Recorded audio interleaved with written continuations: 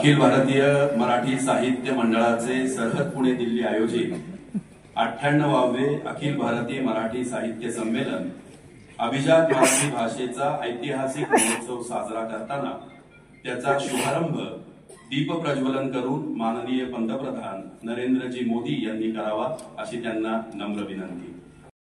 शुभं करोति कल्याणम आरोग्यम धनसंपदा शत्रुबुद्धी विनाशाय दीपज्योती नमोस्तुते। आपण सर्वजण लहानपणापासून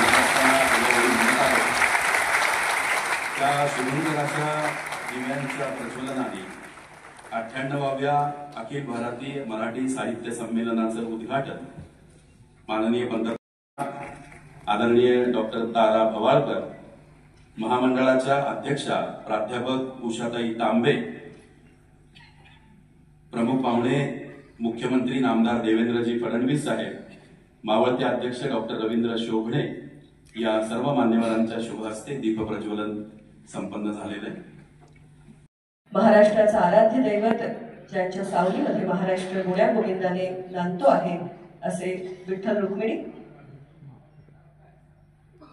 विठ्ठलाच्या या समचरण मुद्रेमध्ये विश्वबंधुता, ममता हे सगळं काही सामावलेलं आहे।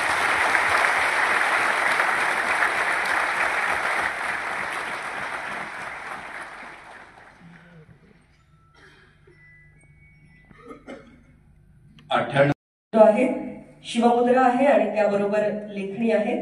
हे बोधचिन्ह आपण माननीय नरेंद्रजी मोदी सरकार या ठिकाणी प्रदान करतो आहोत।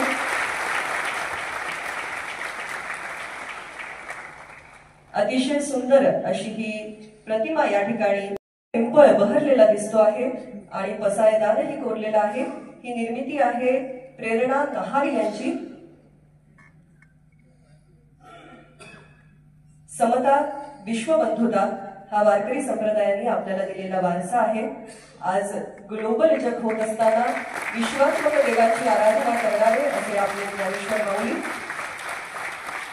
त्यांची ही विठुराया समवेत असणारी अतिशय सुंदर छबी आणि त्याचबरोबर या संमेलनाची स्मरणिका जरी पटका असं अतिशय